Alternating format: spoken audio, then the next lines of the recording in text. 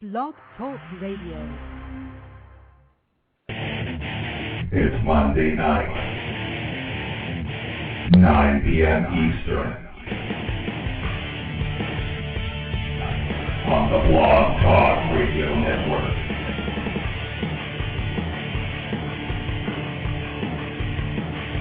Once again, it's time for the most intriguing talk radio on the internet today.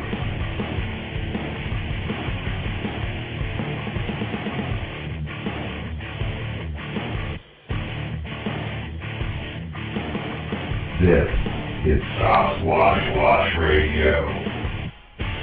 Breaking news and information from around the world. Interviews with men and women investigating the mystery. The latest high-tech equipment. Cutting-edge research techniques. And amazing discoveries. Real-life people sharing real-life encounters. The director and founder of Sasquatch Watch of Virginia, here is your host, Billy Willard. Something is out there in the dark, watching, waiting. It's time to unleash the beast. This is Sasquatch Watch Radio.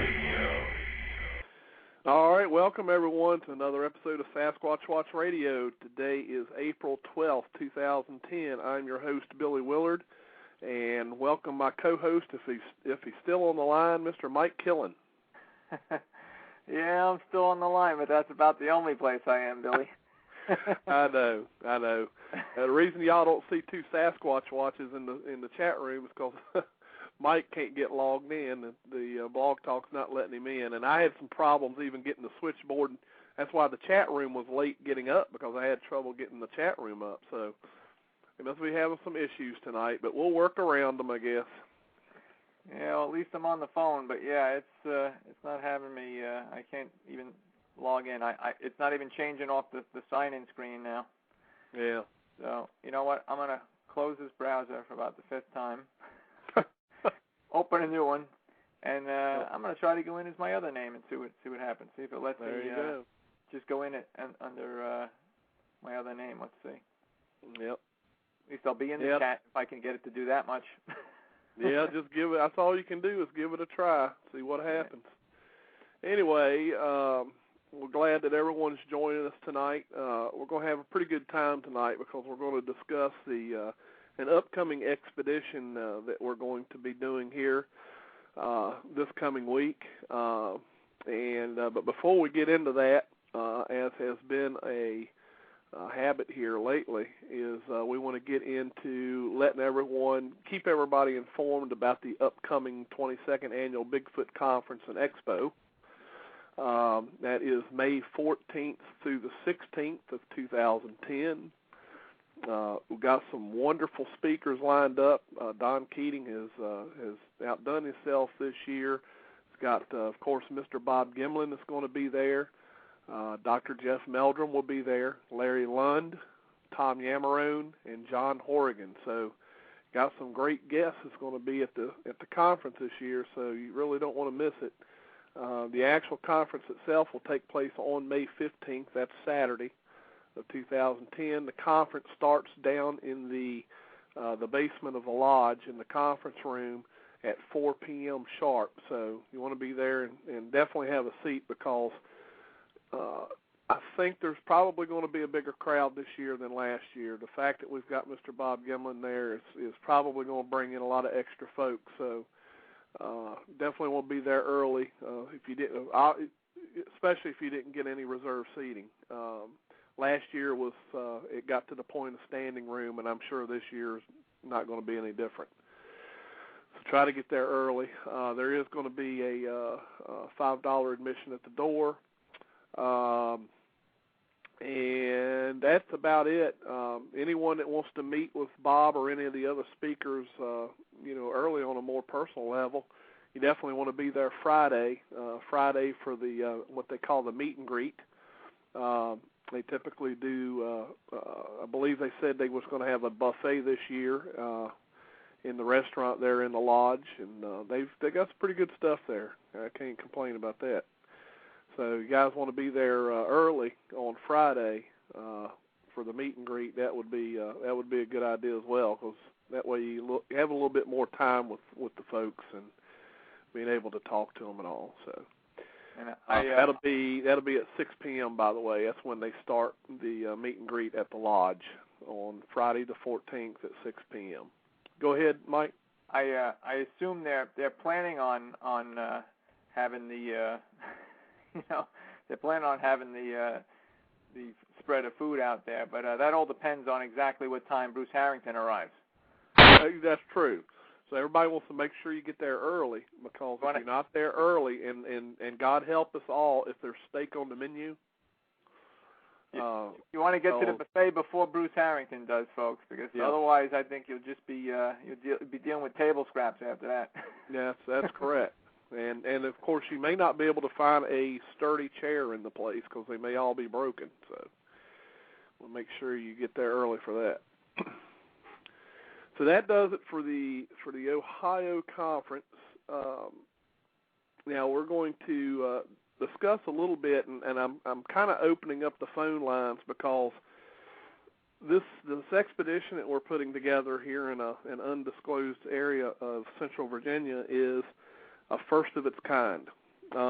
We have, in cooperation with one another, several Bigfoot groups, research groups. It's going to be a combination of Sasquatch Watch of Virginia, the American Bigfoot Society, the Northeast Sasquatch Researchers Association, and the PBS, Pennsylvania Bigfoot Society, as well as Squatch Inc., which is a combination of the Wisconsin and Minnesota group. So that's 5 Bigfoot groups, 5 Bigfoot research groups that are going to combine efforts to meet in a central location in Virginia to pull off an expedition. And we're not just doing a weekend expedition. This is a week-long expedition. So we're going to be out there for an entire week trying out different, new things, new techniques, different ideas. And that's what we want to do tonight. Tonight, we want everyone to have an opportunity to call in, or you can text, remember to, if you have a comment or a question that you want read on the air by Mike, just make sure you put it in all capital letters so that Mike picks it up. If you have any ideas, any experiments that you think would be interesting to try, we've got a whole week to try different things. And we're hoping that we can get some response tonight from you, the listeners, and give us some ideas of things. Now, I've gotten a few emails today from a few people that had some ideas, and I had suggested to them to call in tonight and give their ideas out on the air. So hopefully those people will call in tonight because, let's face it, for the past 40, 50 years, we as researchers, for the most part, have been doing the same thing over and over and over again, and we're really not getting any real results. So it's time to sit down and put our heads together and really think out of the box. We need to think of some things that haven't been tried, some things that have maybe even been discussed that haven't been tried. There's got to be an answer out there, folks.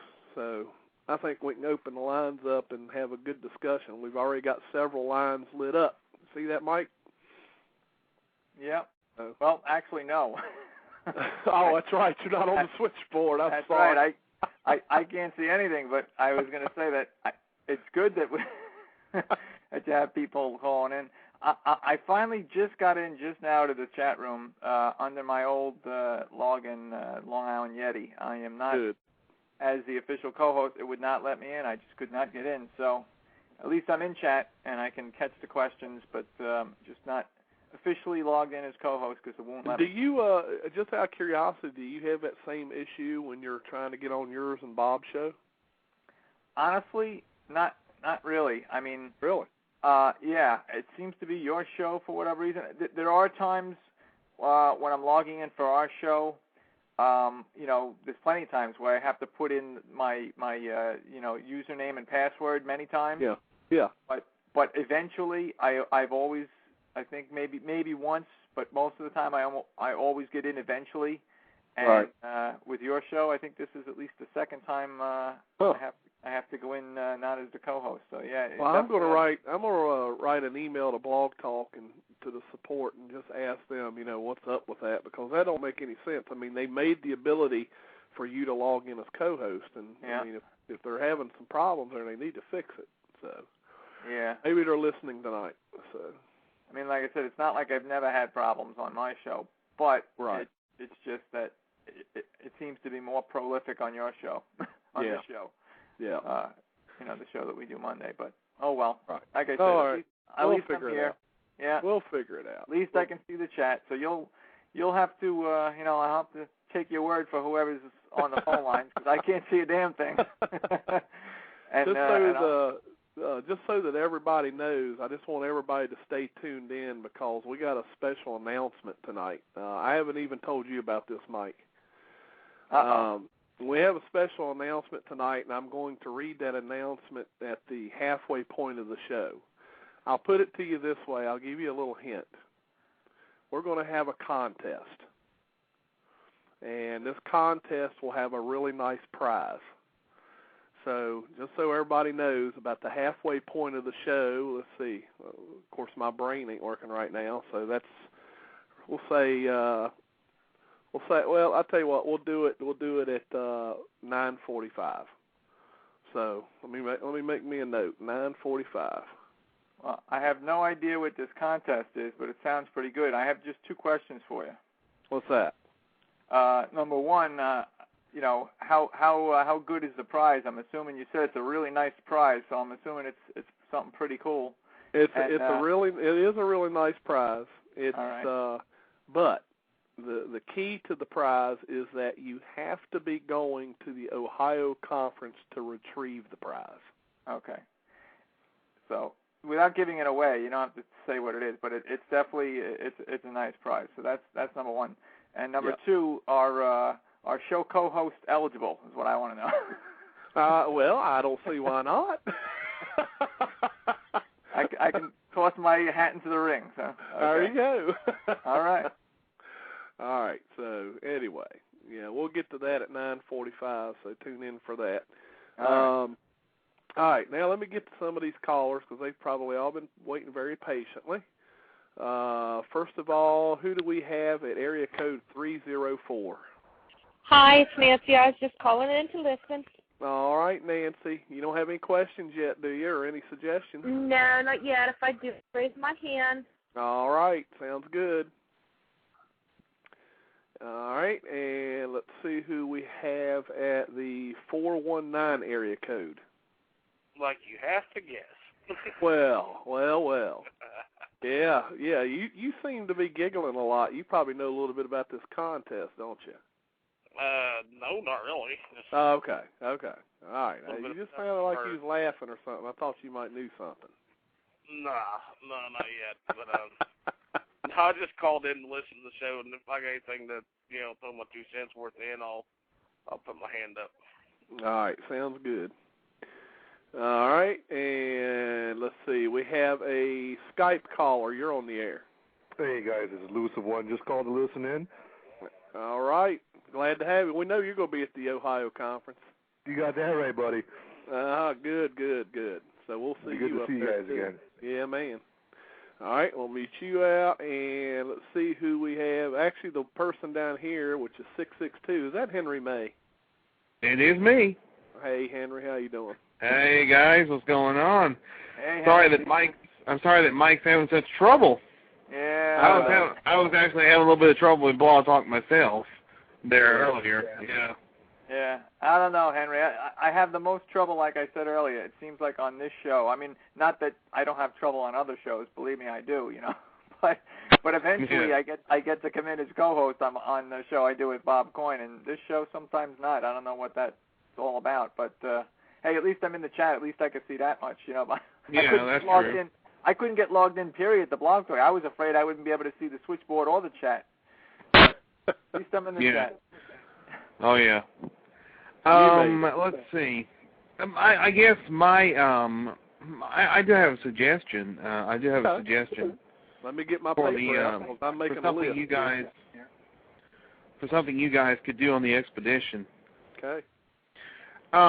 This is something that people have experimented with this type of thing for a few times, where they take recordings of baby noises and children laughing, and broadcast them into the forest. Okay.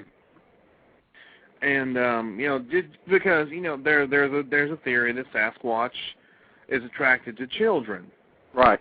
And there's a possibility that perhaps you could get a response, or get something could be drawn into the camp or whatever. Who knows? Right. All right. Well, I put that down, Henry. I put down baby sounds audio, and then that way, if we try your idea and we get some results and things, then obviously we're going to give you the credit. We're going to say, hey, Henry told us to try this, and one came out and nabbed JC by the leg and pulled him into the woods. So. Yeah, maybe JC will have the same experience you had down in Paris, Texas, where one grabs him through the tent flap or something. Oh, yeah. I'll never hear the end of that. He'll crap himself then. See, I kind of got the idea. I've heard of people doing that. Plus, there was some Monster Quest from last year. Yeah. Where members of the TBRC actually did that, where they had recordings of children laughing. Right. So you know what? I just thought of something. I just thought of something good, Henry. What's that? What about I get with Sean Forker and have him give me the audio of you spilling ramen noodles in your lap?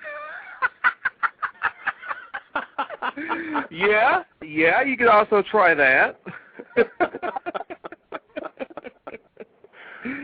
Oh boy, I used to get upset about. If that was the secret. Yeah, that would be, wouldn't it? I used to get upset about that, but I figure heck with it. But they're never going to let me live it down, so I said the heck with it. I'm just going to go with the flow.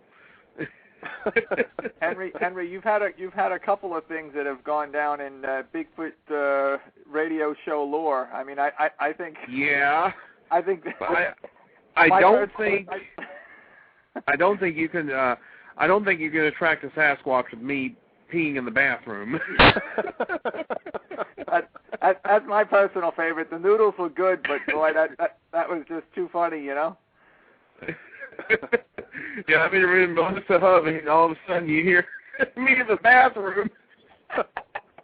I swear, Mike, them guys will make fun of me on the chat again about my accent. What am I going to have to? I'm going to get Irish in Ohio. He's going to get it. Yeah. Well, you're going to run into him face to face in Ohio, so you better watch it. Anyway, guys, that was my suggestion, and I hope that it'll get some results for you guys, and be careful and have a good time. All right. Well, thanks for the suggestion, Henry. Henry, we appreciate it. And just before you go, real quick, speaking of suggestions, we have a suggestion in the chat room for you from Ohio Grassman. He says, Henry, don't sleep on the bus this time. I'm going to be flying, so I'm going to be flying up there, so I'm not going to fall asleep on the plane, I don't think. All right. All right, guys. Thanks for taking my call, and we'll talk to y'all later. Take care. All right. Good night, Henry. All right. How many questions you got there, Mike? Several?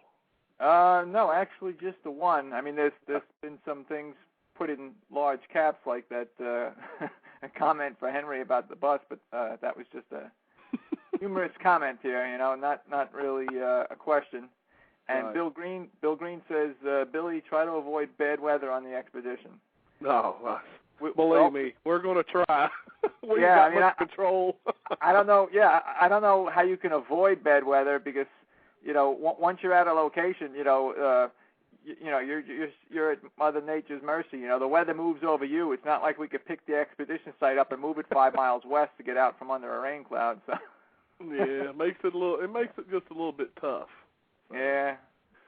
But, well, heck, if we could survive that that nor'easter up in the Adirondacks in 2005, where we had like sideways rain and 50-mile-an-hour winds, I think we can handle whatever gets dished out to us this time. Yep, that's right. That's right. So far we've had one suggestion. Henry May says try some baby sound audio. I've heard of that before also. Baby cries, baby playing noises, laughing, that kind of thing. So we've got that suggestion wrote down. If anyone else has any other suggestions or experiments to try out there, we're all open ears here. And if you want to call in and talk about it on the show, you can call area code 347-237-5070. I'll say that again. It's 347-237-5070. Yeah, Ron. You see Ron's comment, Mike? Yeah, I sure do. That might actually make them run off, Ron.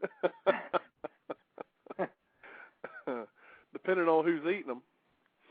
Just gotta have yourself a big hat like Mr. Taggart had to fan the fumes.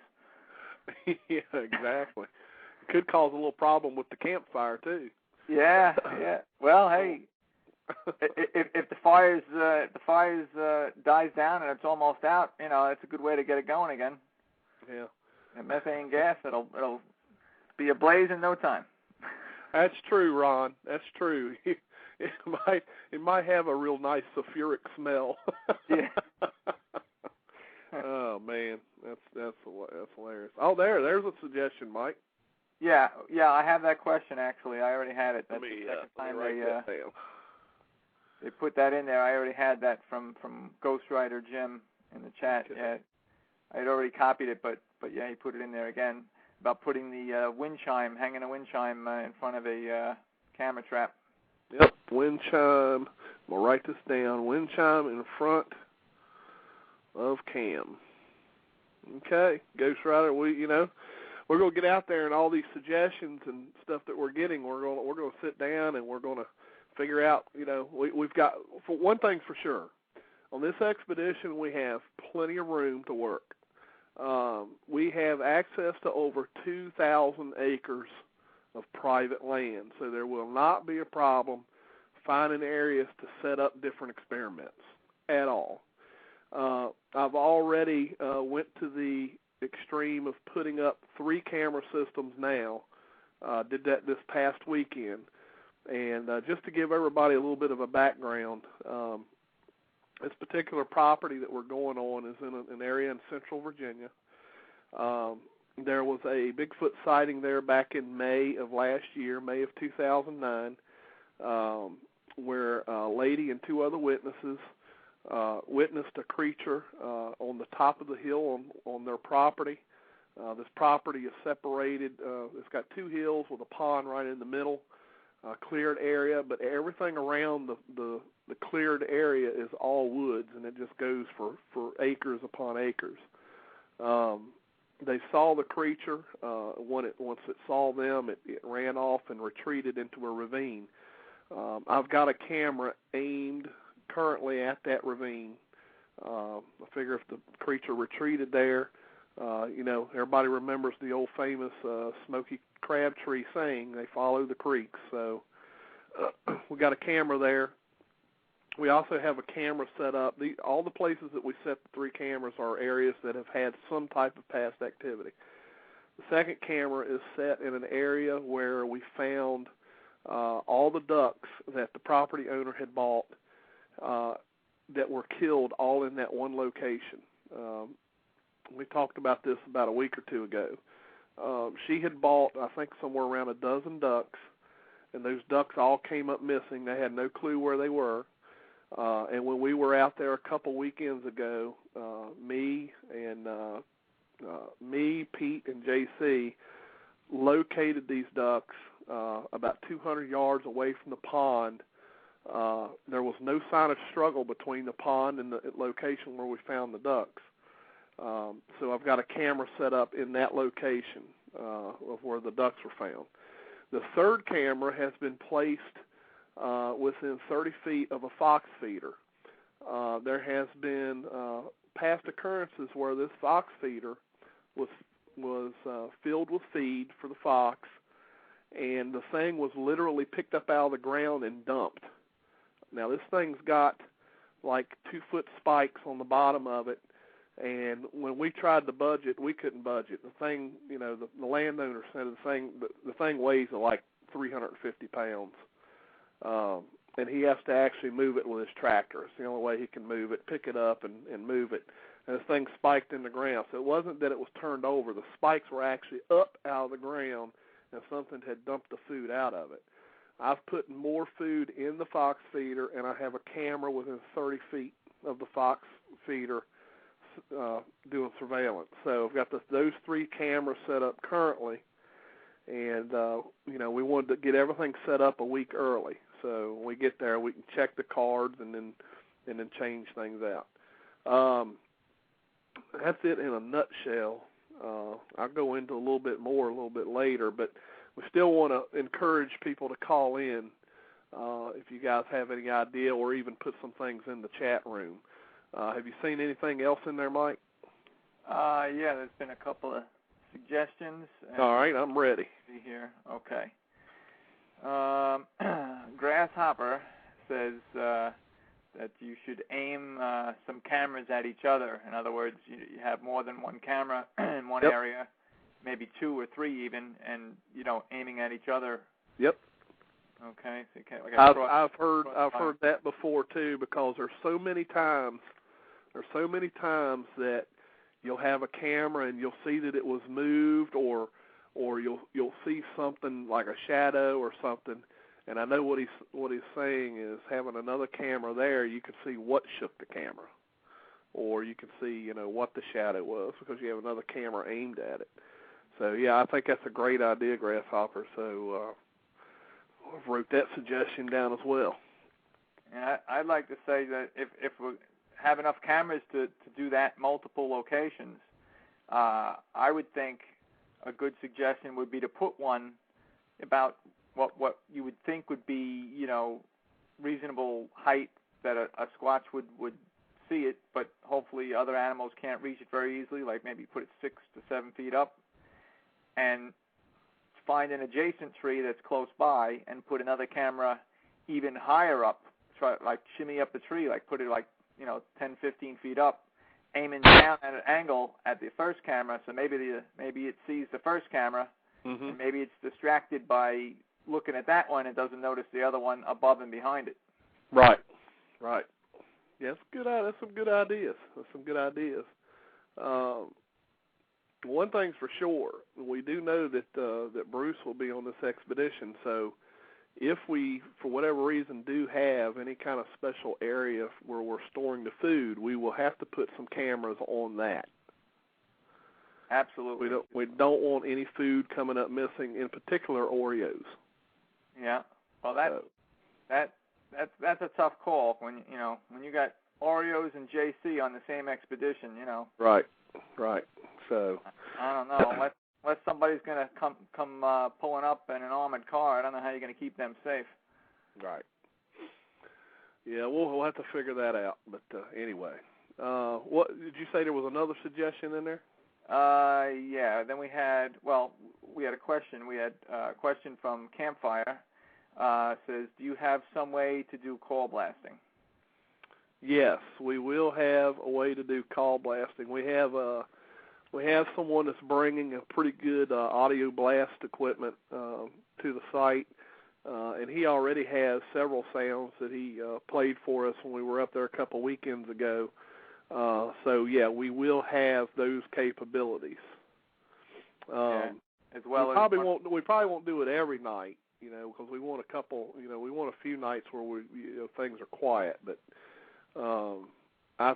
again, I think we need to try different things. So yeah, I'm sure there's going to be being that there's so many groups. I'm sure there's going to be a redundancy in equipment. You're going to have overlap, extra, 2 and 3 of the same type of equipment, because I know that 2 of the people coming from NESRA from our group, new members, the husband and wife team, they're bringing their call blasting setup, and they got a nice setup. They got like a 300-watt system with a kind of like a megaphone that blasts the sound out, and they got it hooked up with a nice recorder, and just a good unit. So right, they're going to have that there, and whatever the other system is. So I'm sure we're going to have multiple.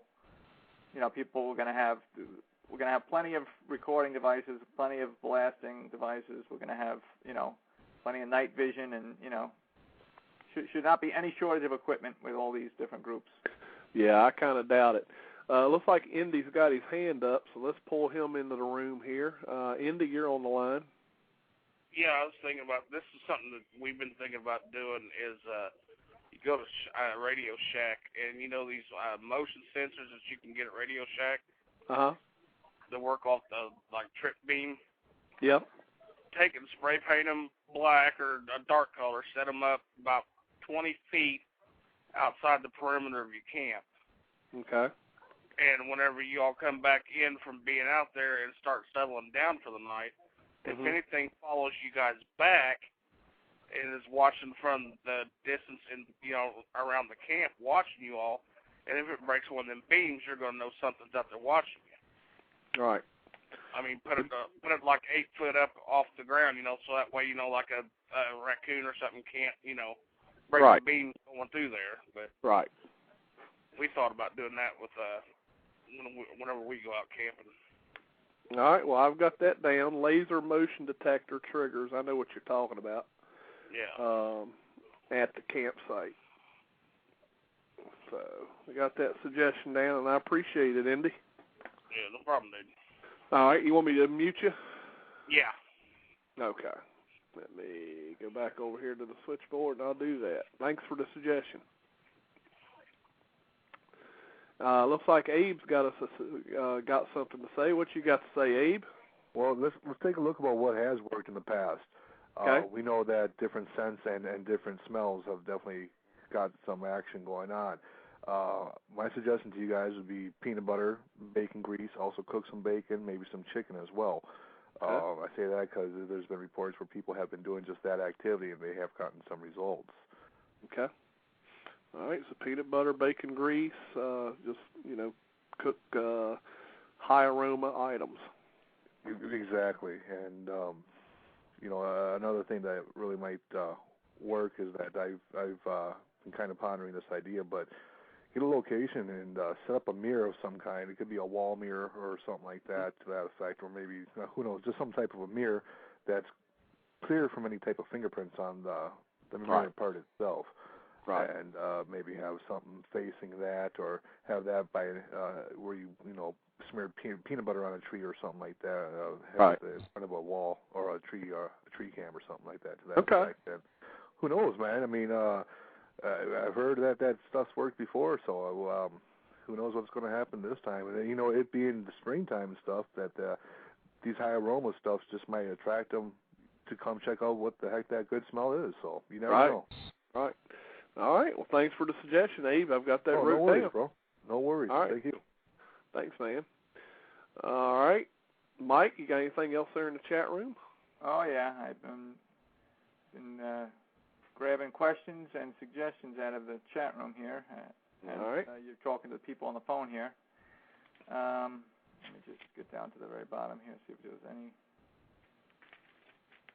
Okay. All right. Okay. We have, let's see. Grasshopper says, have any of you ever looked at your game cams with night vision to see if there's infrared light coming from it? I don't think I've ever done that. I think the only time, all right, well, I know this for a fact. The stealth cams that I'm using, the only time the infrared turns on is when something triggers the camera. And that's what I think the animals hear. I think that they hear that powering up because that actually makes a sound that I can hear. So that, the red IR that you can see doesn't come on until something triggers the camera. I do know that. There may be other cameras that's not true on, but I do know that the ones that I'm using, the IR only comes on when something has been detected by the camera. So, but that is a good point. That is a good point. All right. Anything else in there, Mike? Yeah, we have, let's see, next thing up, our friend Bruce, Creature Seeker, says, what if the other camera, and he's got that in little, well, not quotations, but he's got, hey, Bruce, that's not quotation marks you got there. He's got asterisks on either side of it, but okay, maybe that's his version. He says, what if the other asterisk camera is the one that is moved? What then? So, well, then we're going to catch it, ain't we? If the cameras are looking at each other, ain't one of them going to get caught? Well, I guess what he was saying is, I was saying the one camera would be looking down on the other. And Bruce, how do you know we don't have a third camera 50 yards back in the woods pointing at those both two cameras? So that's it. That's right. The thing. You know, hey, right. I'm sure we're going to have a ton of cameras there with all these people coming. So. Right. Yeah. We're going to have plenty of cameras, so that won't be a problem. That will not be an issue. Like I said, I think we're going to have an overabundance of gear, and in fact, it's good because we may be able to kind of share some of the gear, amongst ourselves. Different people are going to be involved with different things. Some people may choose to stay in camp at night rather than actually come out on the stakeout on one particular night, and then maybe they would, possibly lend their gear to somebody else that is going out. So there's going to be more than enough gear to go around, I'm sure. All right. What else you got in there, Mike? All right. Let's see. We have another question from our friend Bruce. Okay. He says, question, will Mike Killen be bringing his machete on the expedition and the hockey mask? Well, I will have the machete, Bruce, and I wasn't going to bring the hockey mask, but I may just bring it just for you because I know that will make your weekend. So yes, I'll bring the hockey mask as well. Well, make sure you bring some torn and tattered coveralls too. I mean, you got to get the look down just right. Yeah, got to get the whole Voorhees vibe going on there. I hope you scare Bruce to death. Yeah. Well, he's making light of it, but yeah, I think just imagine it's late, like maybe 2, 3 a.m. We're still up, but everybody's kind of tired, and Bruce is just starting to nod off, and all of a sudden, here I come up from behind him with that get-up on. I think he'll jump about 3 feet straight up. I have to pry him out of a tree. Yeah, that should be a sight to see. All right. We don't have any callers yet. Let me go ahead and give out that number again: 347-237-5070. Don't be afraid to call in. We'll take any suggestions, no matter how crazy they sound. 347-237-5070. All right. What else you got there, Mike? Well, we have. This is directed at me. This is about my research up in upstate New York. This person, let me get back to it. I got to click over to the page here. This was from, where is it? I just lost it here. Here we go. This was from Foggy Mountain, looks like Foggy Mountain Dano, D-A-N-O. It says, Mike, have you done any research in the Lake Placid, New York area, and is that a hotbed for New York sightings? Well, I would say that I have not done any research as far up as the Lake Placid area, and up there, Lake Placid area, you're getting up into like Franklin and St. Lawrence counties, and I think maybe a little bit of maybe just the edge of Essex and Hamilton counties. Most of the reports in New York, basically the two most, busiest, if you will, the most active counties have been traditionally Warren and Washington counties. just a little bit south from the area of Lake Placid there. I've not been up there myself. I've been mostly in the eastern Adirondacks. I have been to the central a little bit. We were talking about trying to get up into the High Peaks area, which is obviously, you know, the mountains are a lot bigger up there, and it's more steep terrain, and you know, it's a little tougher to physically hike up in there. So I think those areas probably see not as much human traffic, because unless you're an avid hiker and can kind of hack the tough hike involved to get up there, I think you're seeing less overall number of hikers in those areas. So, you know, definitely would like to get up and check that out someday, because I think some of those areas probably have less of a, you know, less of a human footprint, shall we say, less people, you know, tramping around up there. But no, I have not been to the Lake Placid area as of yet. But it doesn't mean that we won't get there someday. But as of now, Foggy Mountain, I have not gotten up that far yet. All right. What happened here? What happened to my? I got so many pages open here. What happened to my chat here? Uh-oh. You didn't lose it, did you? I don't know. Wait, oh, there it is. Hold on. Okay, I had that open, covering it. All right, there we go. Thought I lost it, but no, okay. Let's see. Then we had Bill Green. Bill Green says, question to Billy Mike, any new possible Sasquatch activity, footprints, strange screams in your states known for high activity? No, we've had nothing here recent in Virginia that's been reported that I'm aware of. Likewise, so far here, I haven't heard of anything really new. Then we have it's not really a question, more of a statement from our friend JC. Mm-hmm. And JC says, smear peanut butter on a tree. Is he nuts? I can eat that. All right, so if anybody's camera picks up JC licking the side of a tree, yeah, then we'll know. JC upset that you know, good peanut butter might go to waste there, but it's all in the name of research, JC. We'll make sure it's generic. Yeah.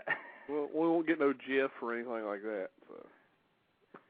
It's all in the name of research. We do, you know, you can't make an omelet without cracking a few eggs, JC. So you might have to sacrifice just a little bit of your hoard of foodstuffs there for the good of the expedition. Oh man! All right, you got anything else in there? Yeah, we got a question from Woman on Thin Ice and another comment from JC. Woman on Thin Ice says, question. Has any of you heard of trees being pulled from the root and then buried back into the ground where there have been Bigfoot activity? No, I can't say I have. That's the first time I've ever heard of that.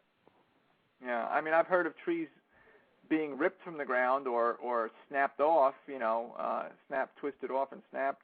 Matter of fact, last fall, I found a tree that was about 28 inches off the ground that was twisted and snapped clean off, and could not find any evidence of the rest of it. You know, we looked all over, and there was no, you know, whatever did it, took it with it.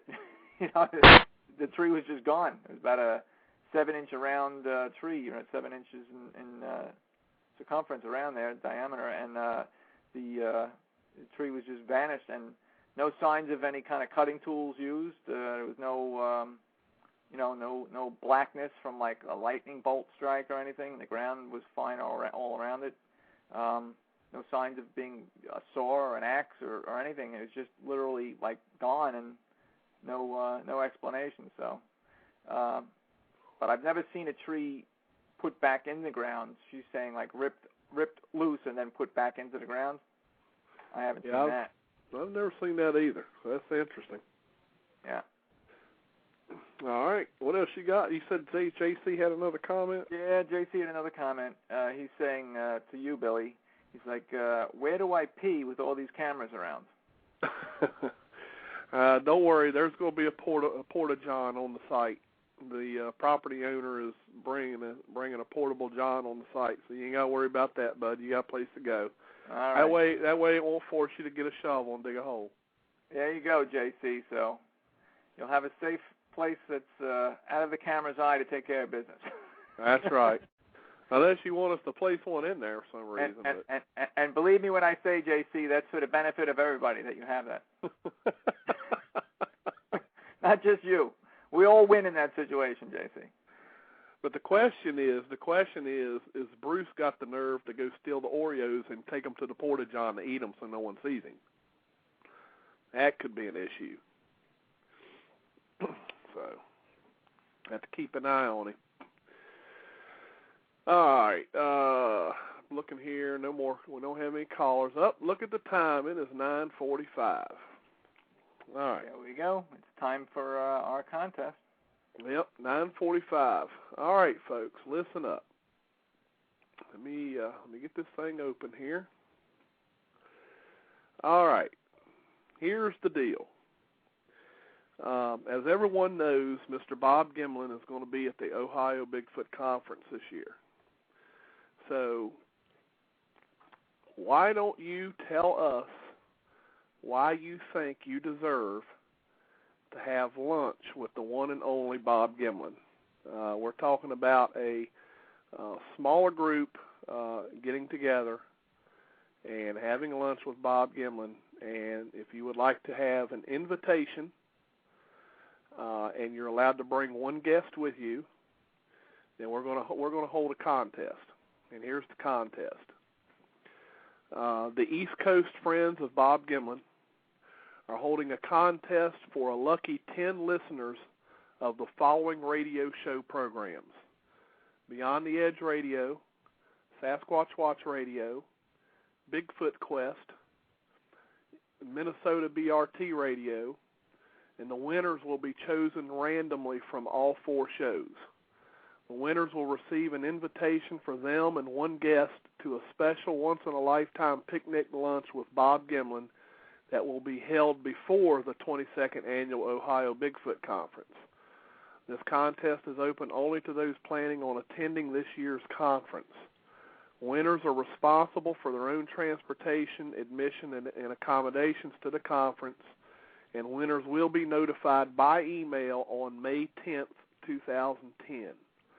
Now, here's how to submit your entry. And what the contest is tell us why you deserve to have lunch with Bob Gimlin. Now, here's the rules, the contest rules. Number 1, only 1 entry per person per show. Number 2, you must use your real name. Screen names or nicknames will not be expected. Number 3, entries must be 25 words or less. So you ain't got to write an essay. Number 4, entry must include a valid email address. And last but not least, number 5, all entries have to be received no later than 11:59 p.m. Eastern on May 2nd of 2010. So, if you guys want, if anyone wants to have lunch with Bob Gimlin, we're going to be picking 10 people from among these shows, and then of course you get to bring a guest with you. So, in closing, I want to thank everyone for their faithful support to all these Bigfoot radio programs, and good luck to the winner. So, all right, so there you go. That means you'll be announcing it too, Mike. Yeah. Surprisingly. There you go. Now you know. All right. So y'all heard, I guess it would help if I gave out the email address that you need to send that to. Yeah, that would probably help folks get in on it, don't you think? That would help. So, all right, what you do is when you send the email, tell us why you deserve to have lunch with Bob Gimlin, You want to submit your entry to East Coast Friends of Bob Gimlin at yahoo.com. I'll repeat that. It's East Coast Friends of Bob Gimlin at yahoo.com. And I will post that also in the chat room just so that we make sure everybody gets it. Let me get back in here now. Boom. There it is. East Coast Friends of Bob Gimlin at yahoo.com. So submit your entry to that email address. And, good luck to everybody. And there we go. Okay, we don't have any other callers, Mike, so I'm hoping you have some more comments or questions in the chat room. Well, we have one question and we have a comment there. Speaking of lunch with Bob Gimlin here, our friend JC wants everybody to know. He says, "I deserve lunch with Bob because I am the world's greatest Bigfoot hunter." So there you go. he just feels entitled to, contest schmontest. We should just put JC's name on the list as being one of the lucky few to have lunch with Bob. Unfortunately, JC, it just doesn't work that way. We realize that you're a legend in your own mind, but we can't just hand you a lunch date with Bob Gimlin. You better be careful what you say, Mike. He's gonna see you here real soon. That's all right. I'm not worried. They'll get you. They'll be running from me with my machete and my mask. I know Bruce will. You'll be asking for an Oreo and you won't get one. Yeah. I got my own snacks. I'll be fine. All right. Was there anything else in there? We had a question from Ghost Rider Jim again. Says, do you think Bigfoot buries its waste?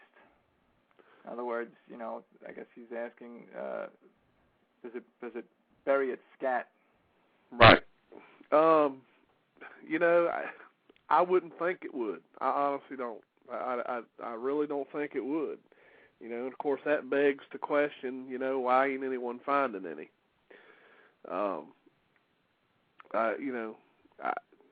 It's a good question, and I don't have an answer for it, but I don't think they do.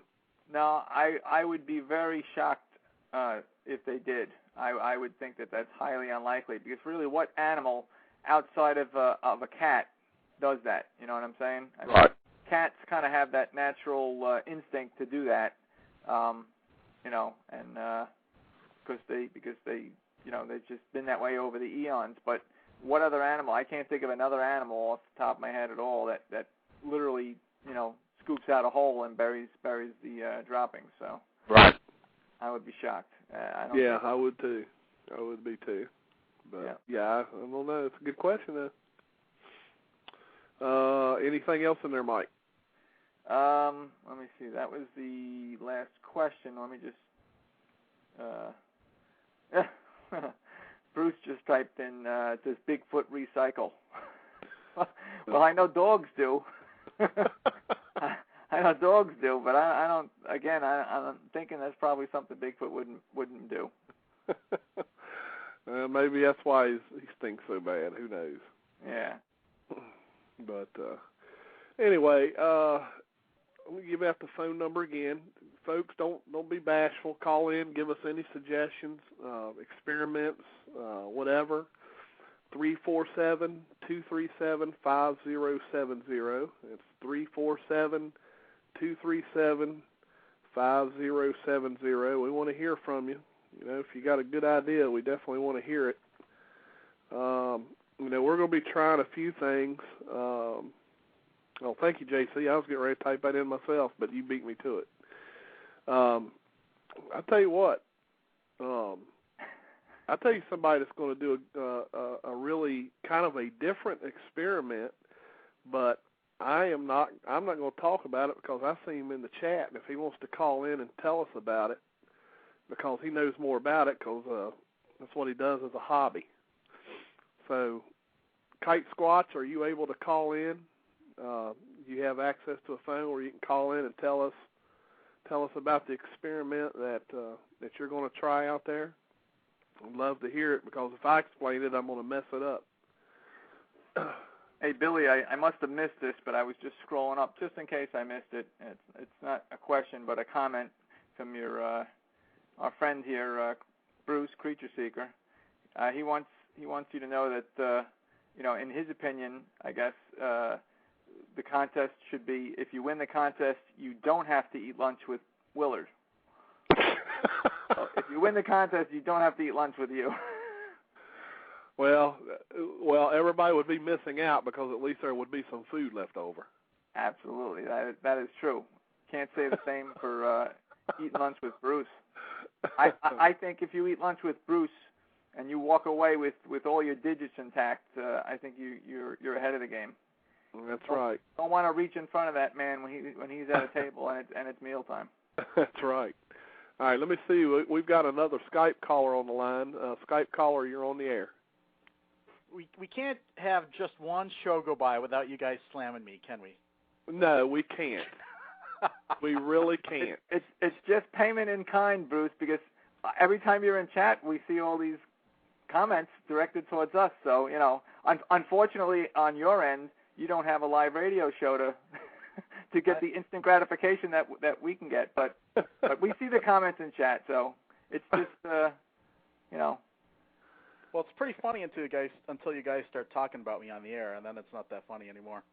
Well, it's funny. It's funny for everybody else, but Great. Oh, it's gonna man. be an interesting week. Well, my understanding is Mr. Kite Squatch will be calling in here in a few minutes. I want him to explain the experiment he's going to try out there, because as far as I know, it's something that hasn't been tried, and I want to see him be successful with it. So, well, I tried calling this guy who's putting this expedition together, and he said, I'll call you back tonight. And that was like 4 days ago. So I don't know anything about what's going on with this expedition. You know who the slacker is, Mike? Do you have an idea who this guy might be? I don't know. I don't know. I bet Mike has all the information he needs. Yeah. Well, I have enough. I have enough to go on. Let's put it that way. I may not know every detail. Like, I wasn't aware of this contest, but it's a nice little side bit there, part of the conference. Lunch with Bob. I mean, how many people can say they've had lunch with the Bob Gimlin? Right. Also, don't forget, if you win the contest, you get an autographed copy of Jody Cook's latest book. Don't you? Where did you hear that from? Now, don't be adding prizes to the contest. I never said that. I just made that up. Don't even start making more prizes. Goodness sake. Oh, man. Or anyway. Actually, you get a signed copy of your latest book, Willard. Yeah. What, the dealings with Bruce? No, how not to call someone back. Don't worry, I'll give you plenty of information that you need. Yeah, it's almost TMI, Willard. Yeah, you'll get it. Don't you worry. Well, if you were like normal people and you would join the group so that you could get all the information everybody else was getting, then it's an exclusive group. I can't even get. You won't even take the invitation. Yeah, I know those fake emails. I've gotten those before. Yeah, I got you. All right, well, Kite Squatch will be calling in here shortly. Now, what's this contraption he's got? I'm not going to talk about it. I'm going to let him talk about it, because I'm not. This is an experiment that Kite Squatch is going to be doing. Does this involve a kite, a long string, and a key tied to the string? Yeah, I would think that it's somewhere in that neighborhood. Yeah. I think it also involves some deviled ham. I think that one's been done before. I seem to remember something about that from grade school, but. Let me check something real quick. Steve, Indy, did you throw your hand back up? Yeah, I did.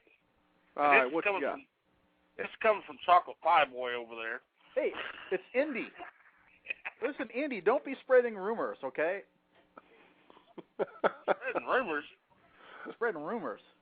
Hey, I'm the one that had to pay for the damage to the cabin last year, pal. I didn't break into the cabin. That was like that when I got there. Yeah. You guys are killing me.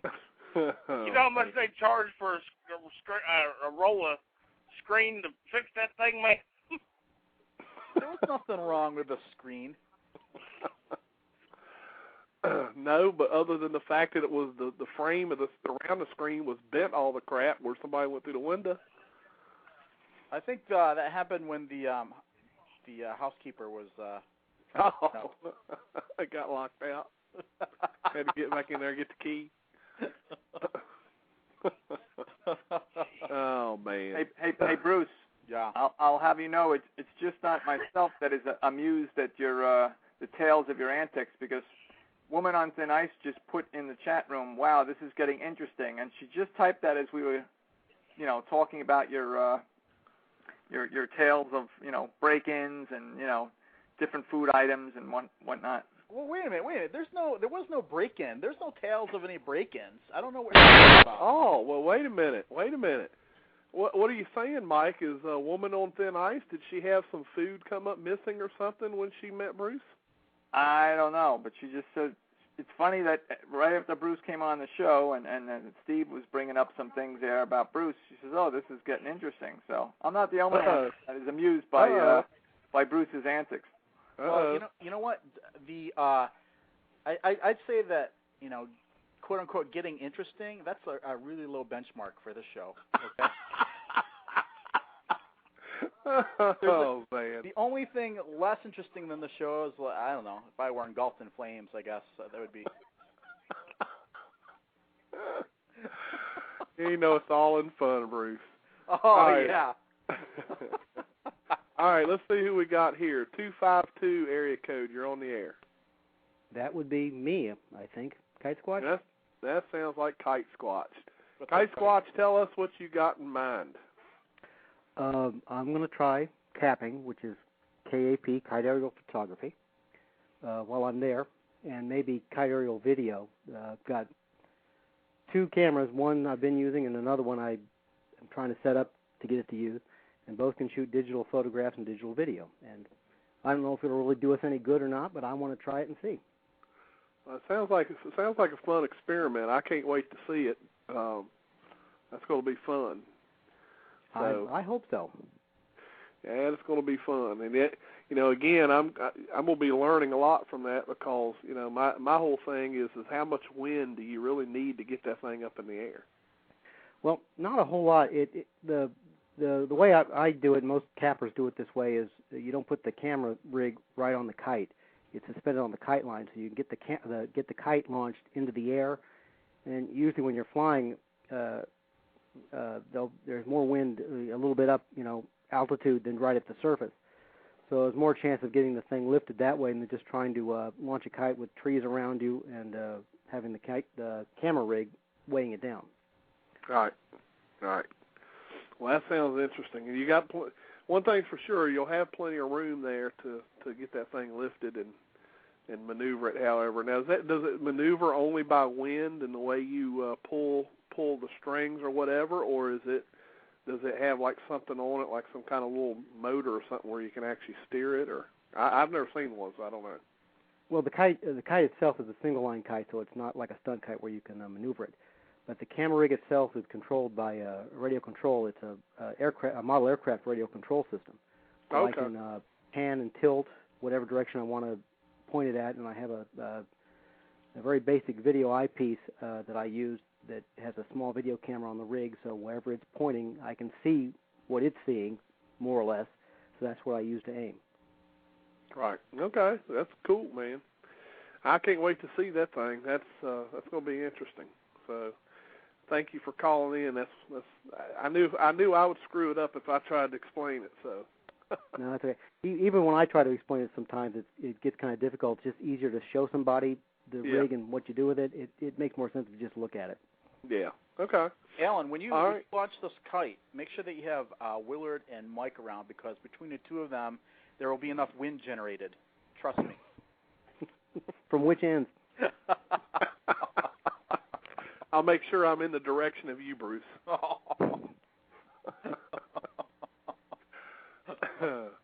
And if Bruce, if you have to bring it down for a hard landing kite, make sure it's in the direction of Bruce. Okay. Right. Now, I want Bruce to know that when I stake down my kite line, that's not the kind of steak you eat. Just so you know that. Yeah, very funny. Very funny, Alan. That backfired on you. Oh, man. Hey, all right. Being that we have Alan on the phone with us, had a couple of comments regarding the kite from JC in the chat. Oh, God. He was talking about flying the kite over and taking some digital pictures or video. So I guess JC came up with the great idea. He's asking, can he fly the kite over the women's tent? But well, ask JC what it's worth to him.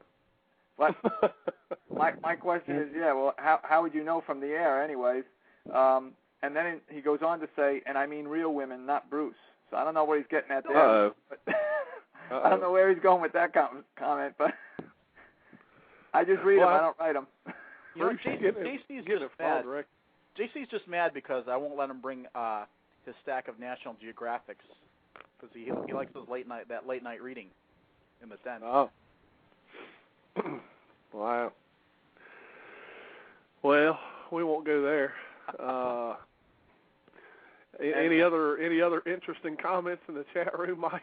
Yeah, we had a couple more ideas, and we had another comment from JC, another gem here. JC seems to be under the opinion. He says Gimlin will be handing his crown to me. Uh-oh. Now he's going to be taking over the taking the thunder from Mr. Gimlin at the conference. Somehow I don't see that happening, JC, but it's nice to dream anyway. Oh, man. JC still having the grandeur, I think. Yes. And then we have two comments from Grasshopper, or two ideas, he says. And I've heard of both of these before, but I don't know who might have actually done them in the field, but I've definitely heard them mentioned before, but good ideas. He says, take a portable TV, in other words, a battery-powered one, and leave it on in sight of a game cam. Maybe Squatch wants to come up and watch the local news. And then we have another one. Hey, give me that one again. I need to write that down. Take a portable TV.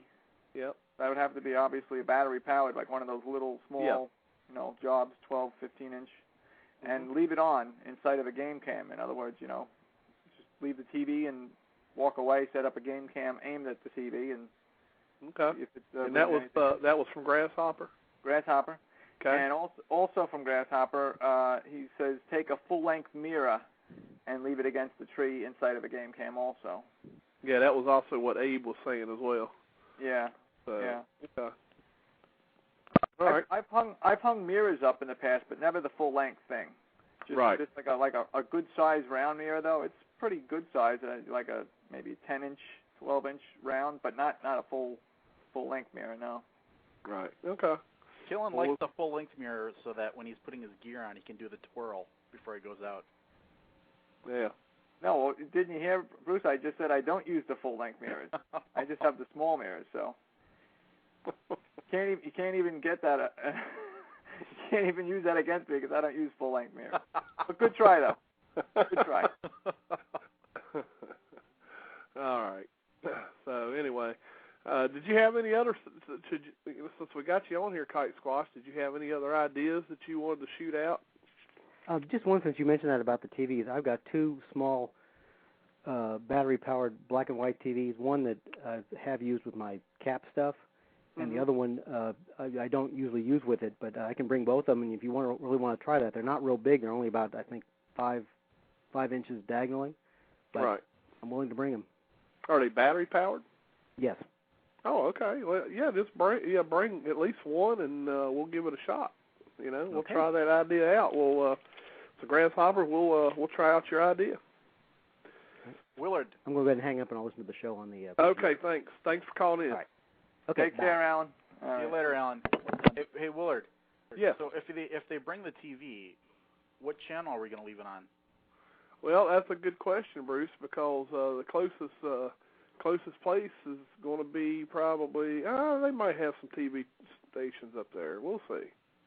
We're going to be out in the woods there. So, all right, Alley Cats, thank you very much for the update. Farmland owner said Monday is good. We've got someone who will be coming and visiting us Monday that has had some possible pictures on. I think this is the one she's talking about. Some possible pictures on a trail camera of something that they don't think is a bear, and we're going to be meeting with them. So, good deal. Oh yeah. All right. Let's see who else we got here. I don't think any of these hands are still up. Did you still have some stuff, Indy, that you wanted to talk about, or did you just not put your hand down yet? Yeah, I hadn't put my hand down yet, but I got to thinking, the TV idea. Are these ones? Since everything's went to that digital crap, will those little handheld TVs even work anymore, or are you just going to have them turned on? You know what? That's a good point. You know what? I didn't even think about that, but you're right. They don't transmit anything over the air anymore, do they? No, not really. Yeah, that's a good point. But I guess he'll be watching snow. Yeah. Static and snow. And I was just wanting to say that I think Kite's got a good idea there because, you got, like you've seen on Monster Quest where they've used the remote-controlled helicopter, and that thing's just noisy as hell. Oh, I know it. I know. And you got the Kite up there, and there's no noise whatsoever with it, and I think it would work a lot better than that noisy helicopter would. So. Right. Yeah, I agree. All right, just throw me back on mute. Okay, Andy, thanks. Yep. I think Alan's going to have a good time if it starts to thunder and lightning out when he's got that Kite yeah. on. Yeah, you think he'll put a key at the end of the string? Kind of do the Ben Franklin thing? Yeah, that's what I said earlier. I said, I think I heard of this before back in grade school. Yeah. His experiment, yeah. Yeah, exactly. Abe, did you have something else, or did you not put your hand down? Oh, I do got a couple of things. All right. So you guys don't get any pictures of JC eating the chunky peanut butter off of the trees. You might want to go with smooth peanut butter. Yeah. Other than that, we've heard of reports, or we've seen footprints by these clam piles of these empty shells, empty mussels. If you guys could get yourself a tin of clams or oysters or something like that, and maybe sprinkle the juice around and put that tin somewhere where it could be kind of offered as a gift with the camera on that might be a good idea as well. Abe, if you have clams and oysters, you're going to be seeing my footprints around that thing, okay? Make sure somebody ties up Bruce before you guys do that. Okay. We'll put Bruce, JC in charge you're of that. You're going to be out there with a lot of guys, and they're considered an aphrodisiac. Did you really want to go there? We'll have JC tie him up in the wind tunnel. It'll be good. There you go. Another thing, gee whiz, this is for the contest on the shows, that for the people who submit their little 25-word or less reason why they should have lunch with Bob Gimlin, put in the show that you heard this on, or that you want to be recognized from, so they can kind of square away how many people are coming from that show, or just so that they get an idea what show you heard it from, or something like that, to that effect as well. Yeah, that's a good point. That way they can kind of keep track, because if there's 5 shows and 10 people are going to win, they should probably keep track of which 2 people from what shows are coming from where. Right. You know what? Leave it to Abe to worry about the ratings. Well, not ratings. I'm just saying that, if there's 10 people going to be picked out of these 5 shows, I mean, do the math. I mean, that's 2 people from each show, and that way that, the people who submit their thing, that show can be, already minused out and move on to the next, or whatever, however they want to do it, or however it works. Right. Okay. That's a good point. Yeah. All right. Well, any one thank show you again, gets like and more than maybe some incense or peppermint candy or something. Okay, I'll write that on the list. incense. All right. Talk to you guys later. All right, thanks, Abe. Take care, Abe. Thanks for calling. Did he say incense? That's what he said. Oh, that's strange. Now, why is that strange? Well, I know you use because it on a regular basis. I didn't know that Bigfoot meditates. That's Oh. I thought you used incense on a regular basis. who, me? Yeah. No, not me. Okay. That was just for effect. Right. Okay. What else you got, Mike? Anything else in the chat room? I did not see any questions, and I'm just seeing if there's any comments here, off the cuff or otherwise. There's a little conversation here. Dan and Kite Squatch talking about RC-powered helicopters and stuff, because I know, they've used those on some of the shows. And like we were just saying, the problem with those is usually they're noisy unless you fly at a very high altitude. If you fly, hundreds of feet up, then maybe the noise would be mitigated. But couldn't fly that low because you would hear it. Right. Yeah, that's true. Well, just so everyone knows, another experiment that we're going to try out there, and this was one of the ideas from Melissa Hovey of the American Bigfoot Society. She's going to get a group of ladies together, and they are going to situate themselves in an area that, where it's just the ladies out there talking. There's been a lot of talk about how these things may be interested in women, and seems to be attracted to women. So they're going to try that. They're going to get a bunch of them together, and they're going to position themselves in such a way where we can still keep an eye on them, make sure everything's okay. But they're going to try that. So that's another experiment we're going to be doing out there. Yeah, JC, I kind of figured you would do that. Yeah. See, the only thing is, we definitely want to keep them under surveillance for their own protection, and not from Sasquatch. But we want to keep them under surveillance because we know JC's going to be in the area. Right. And right. he hears all female researchers in one area. Right. Exactly. Keep a watch out for JC. JC Watch of Virginia. Yeah, exactly. There you go. That's right. Anything else in there, Mike? Nope. All right. Let's see here. Make sure we don't. Oh, actually, wait. I think there's a question here, but it's not in caps. But okay. I'm assuming this is a question.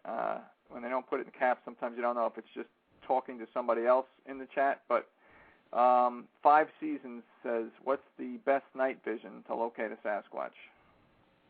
The best night vision? Yeah. Obviously, if you can afford it, anything that's 3rd generation up. But you're going to pay an arm and a leg for it. There's some really nice military-grade 3rd generation night visions, and it's like you're in daylight. It's just amazing.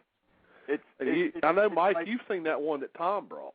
Yeah, I was just going to say, the one that I looked through, which is one that Tom brought, and what that was like in pitch dark, or not pitch dark. I think there was a little bit of starlight, maybe a little moonlight, but it's still dark at night.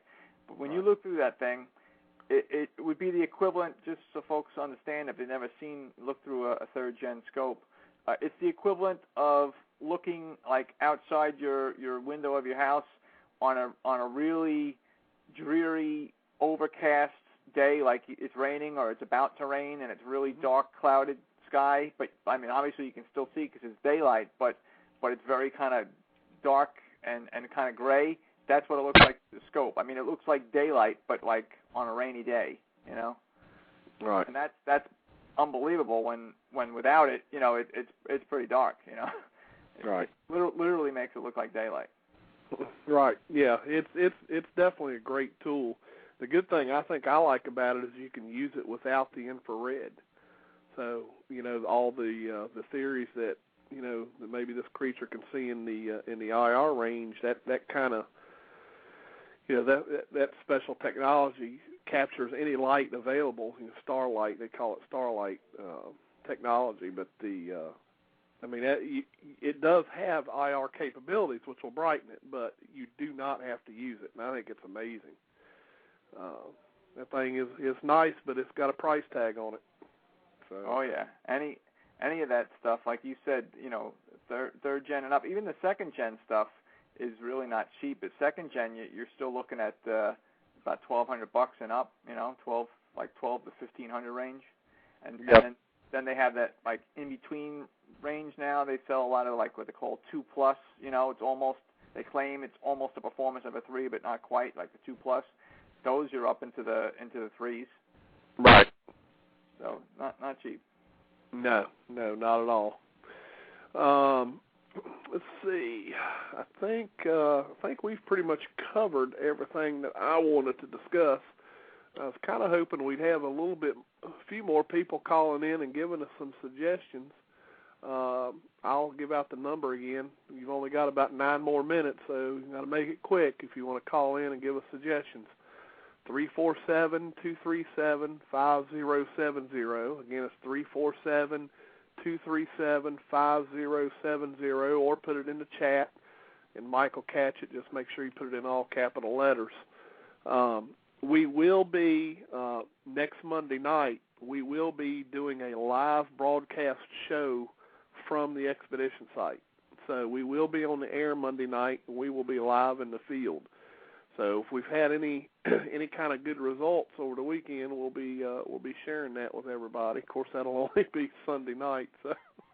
Yeah, but also in addition to that, we're going to also have a live show at the end of the week, or towards the end of the week on Friday night. Correct. And we're going to do that live. Billy is going to have the live show, kind of like a Sasquatch Watch show on the Monday. And then the Friday will be a live Bigfoot Quest show. And being that Billy and I are both on the expedition, but of course Bob will be home so he can run the board. So we'll have a live show also on Friday. So we'll have actually 2 live shows within the week. So we can kind of give people the live update straight from the horse's mouth, so to speak. People hear directly from the researchers that are there, on site, what's going on. And to answer Alley Cat's question, how we're going to do that with no electricity, that is the power of cell phones. So we'll be doing the show over cell phones. I've already tested the cell phone on the property, and I do know where I have to be positioned. I do have good cell signal there, so there won't be a problem. So won't be a problem. We'll be able to do it right there from the cell phones, and then we'll be able to probably get a lot of guests that are joining us there at the expedition. We'll try to get them on the show to talk about their experiences as well. So yeah, we'll have a whole. Should be good. Yeah, instead of one guest for the night, we'll have all sorts of guests. It'll be a lot of the different researchers that are there on site, and people get to talk to and hear from these researchers live in the field. Yeah, and Alley Cats, we're going to have, Mike Killen's not coming until later in the week, so Mike's going to run the switchboard for my show Monday night, and then when Mike comes down Friday night, then he's going to have his host, Bob Coyne, run the switchboard for his show. So, yeah, we'll have somebody on the computer controlling the switchboards. Hey, Billy, you say you tested your cell phone out in that area? Yes, I have. What carrier do you use? I use Sprint. Okay. But my Sprint phone roams on Verizon. So when I don't have a good Sprint signal, it roams on Verizon, and it roams on Verizon on that property. Okay. So, but I did have, it was ranging between 3 to 4 bars, which is plenty. So I don't know what carrier you got, Bruce, but I have Sprint as well. Is it the newer version that roams over onto Verizon? I don't think so. Okay. It'll probably work. Alley Cat says that AT&T works good there too. So, yeah, I know JC had signal on his phone, and he's got AT&T. So, I think everybody we'll make it work one way or the other. We had a bunch of other comments here in the chat. Oh, go ahead. I'm sorry, Mike. And while we got Bruce here on the phone with us. See, now I don't know if you missed this because you're talking, but Bruce was kind of complaining that we were kind of picking on him. But you see, this is only getting even for comments that Bruce puts in the chat every week. The Alley Cat said, "I can't believe I missed the better part of the show again." And then Creature Seeker responds to that saying, "Alley Cats, there are no better parts of the show." So, and then Bruce wonders why we're on his back. Well, we're just responding in kind, Bruce. But we I'll tell you what. I think I'm going to disband him. I'm going to ban him from the Secret Sasquatch Society. Yeah. I'm going to take back his decoder ring. I'm already banned. What are you talking about? Yeah, I mean, it ain't going to be no more of this beam me up Scotty stuff. I'm just going to take it all away. And well, take back his decoder ring and come up with a new secret handshake, and then that's it. He's out. That's right. I swear. Campfire has a question. He says, he or she, I'm not sure. It just says Campfire, so could be a she. But Campfire says, question, has anybody ever put sardines or raw fish out as bait for a camera trap? Sorry if it's a dumb question. I'm kind of new at this. No, that is not a dumb question. Actually, people have used things like that, tuna fish as well, because all those items really give off a really good aroma, especially when it gets hot. So that's actually a good idea. So who was that? Whose suggestion was that? Let me write it down. Campfire? Was it Campfire? Yes, Campfire, yeah. Okay. So Campfire. Sardines. Okay. All right. Yeah. Doesn't hurt, and there's a little store not too far up the road, so we can pick some up. Yeah. And it's also a good idea if you happen to know if there's any, ponds or lakes or rivers around there, if you know what fish happen to run in those bodies of water, to use the same fish because, if they're used to eating, say, trout or salmon or whatever, if you use the same fish, it'd be a smell that they're used to. Well, around there it's catfish and bass. So there you go. So maybe some catfish or something. Yeah, I think I might have some goldfish crackers that we could put out. Was that like the side snack between the Oreos? You can try that, but I think he's more apt to get JC interested than a Sasquatch. But yeah. Woman on Thin Ice wants to know if we can dress JC up like a woman and use him as bait. Oh, well, I don't know. We'll definitely if we can tie him down and get the dress on him. Well, we'll put Bruce. That gives Bruce something to do. What are you talking about, Willard? He's probably already got the outfit. He's going to get you, I tell you. All right, folks, we got about 1 minute left of the show, which, ain't much of a show if you listen to Bruce. So everybody tune in next Monday night. We'll be live from the field out in the area in Central Virginia. And, Mike, did you have any closing comments at all? No, just that, really looking forward to the expedition. It's going to be a great time, I'm sure, even though Bruce will be there. I'll still have a good time, regardless. And, I don't know if we're going into any overtime or not. We still actually had 2 questions. Okay, go ahead. I don't want to leave nobody out. Go ahead. If you want to go into the overtime, we'll do those. Yeah, but, let's go into the overtime and just, we just want to say that we appreciate each and every one of you guys coming here and listening to the show. And, we try to make it interesting, but, people like Bruce, we just can't please them in any way or fashion. So anyway, we'll go with that, and go ahead, Mike. All right. The last 2 questions here we had was from Chris Bennett, was one from BFRP, Kentucky, and then we had Spin Dave. Okay. Chris says, Billy, what's the terrain like in the area you guys are going in? Hills, valleys, lowland areas, etc. Is there a water source, creek, river, in the area? To answer that question, a little bit of everything. The property itself is pretty hilly. There is a ravine that runs through there. By the way, people, we're continuing in archives. If you want to hear the rest of the show, just tune into the archive as soon as it's available. But yeah, there is a ravine, a drain off from the pond, hills on both sides. One thing that we've closely been looking at is the aerial photographs of the area, and we've noticed that there's some major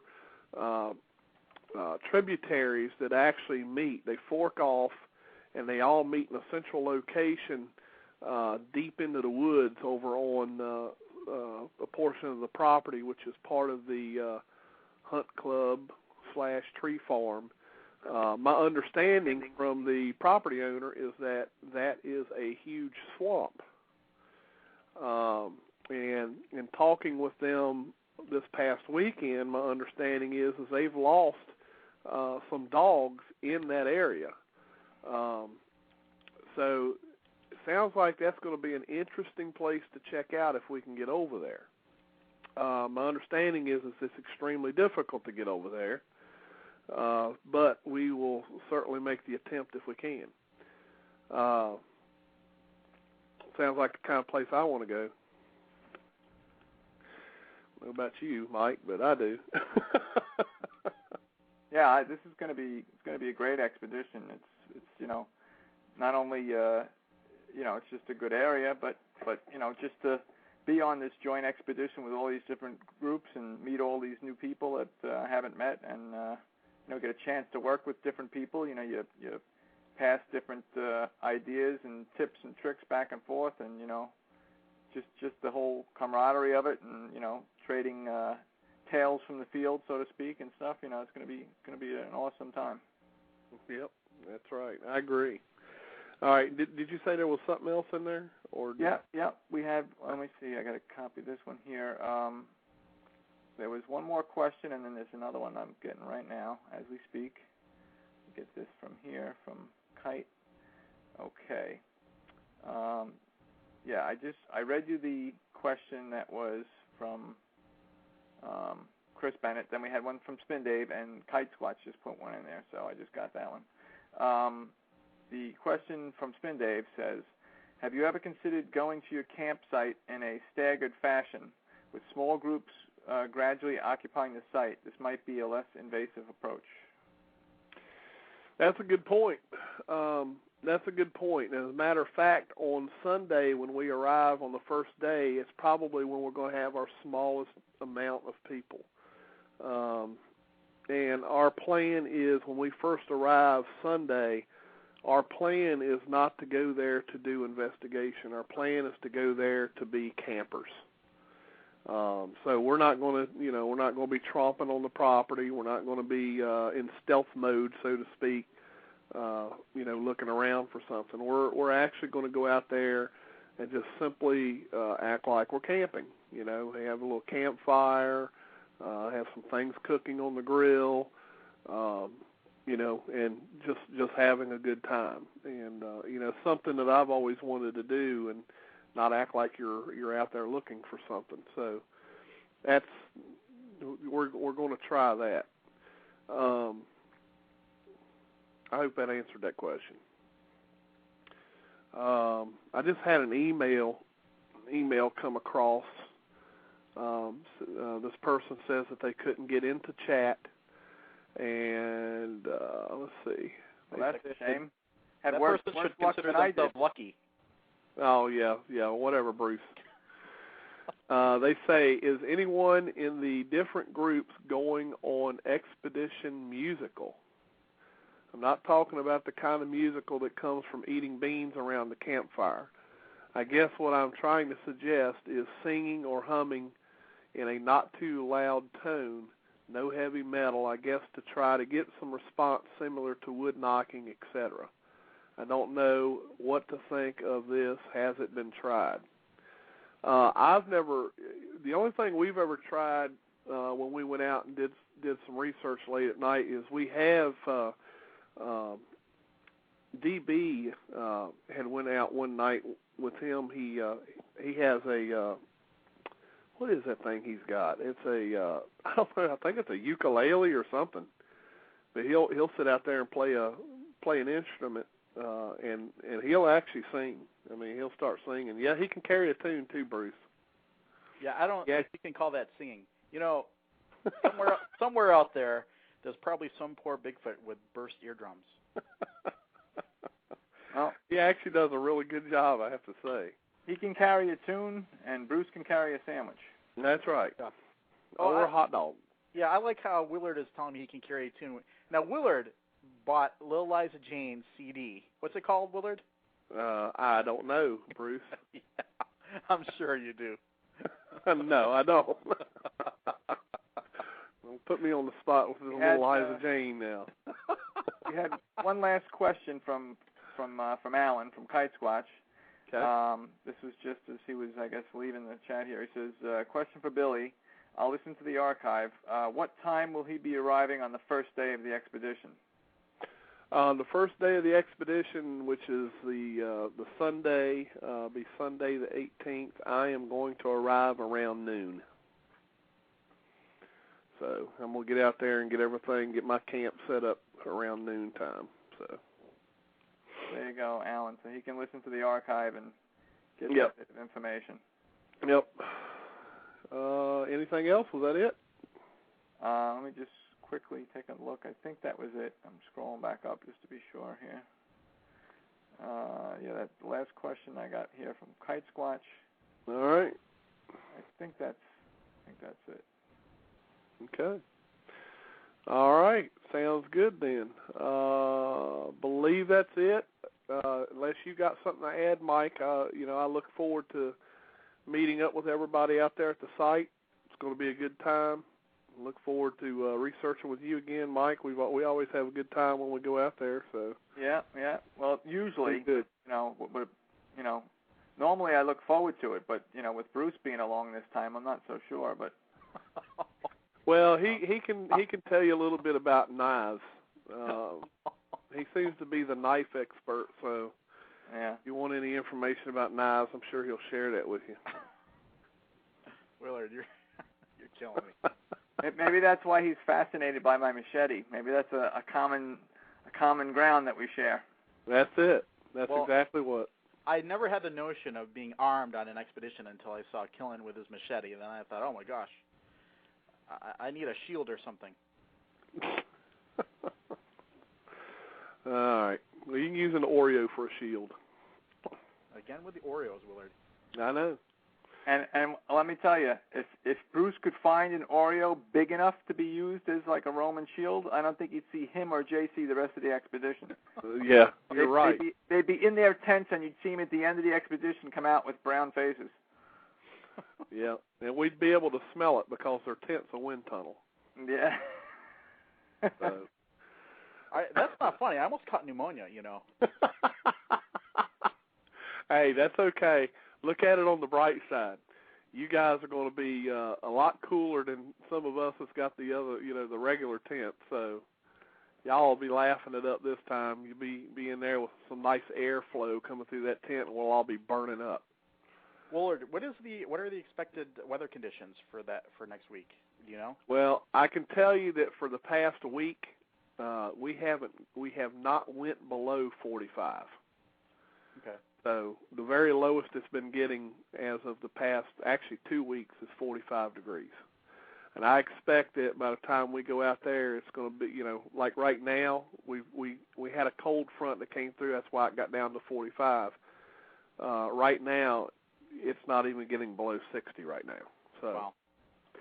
Yeah, you will be happy in that airflow. So. Well, that's quite a departure from Dolly Sods, where it didn't really get above 45. Yeah, I know. So you'll have the last laugh this time. Are there any snakes or anything like that? Do you have to bring any snake bite kits? Well, I always carry one, so I'll have one there.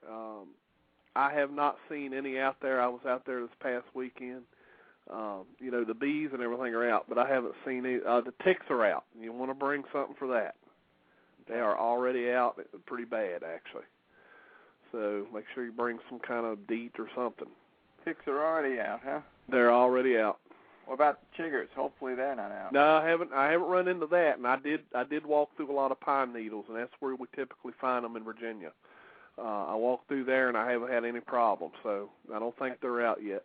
That's good, because I don't want to be meeting any of those in person. I've never had the unfortunate opportunity to meet them, but I've heard all about it, and I don't think I want to. Right. Yeah, that's true.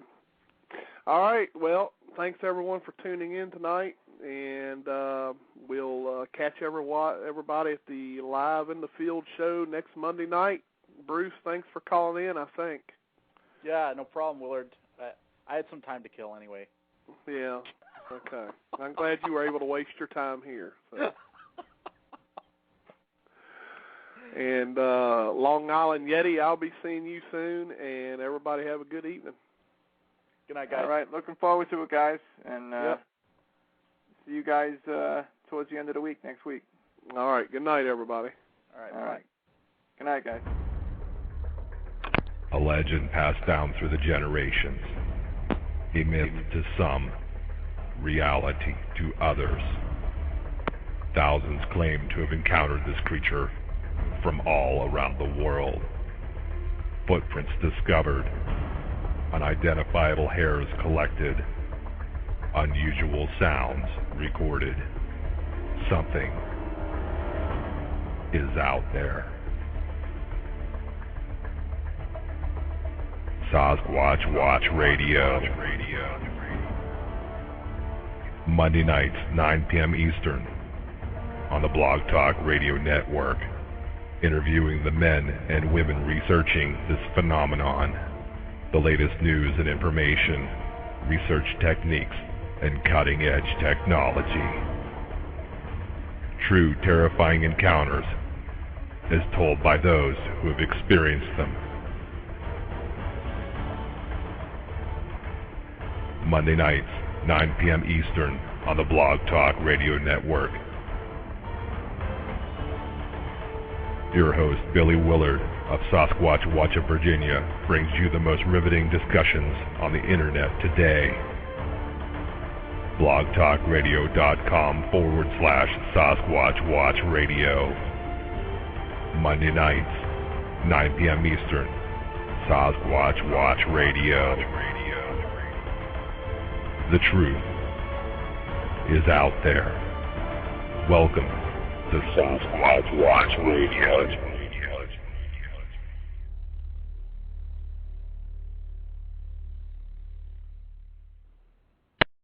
Don't get stuck in needless traffic. Be one of the Northern Shenandoah Valley commuters who slash fuel and maintenance costs and get to work faster with RideSmart.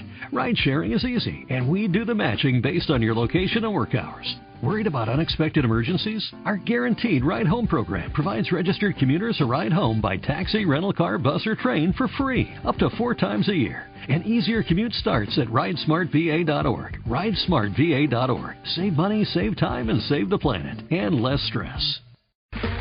Okay, round 2. Name something that's not boring. A laundry? Ooh, a book club. Computer solitaire, huh? Ah, sorry, we were looking for Chumba Casino. That's right, ChumbaCasino.com has over 100 casino-style games. Join today and play for free for your chance to redeem some serious prizes. ChumbaCasino.com. No purchase necessary. Void where prohibited by law. 18+ terms and conditions apply. See website for details.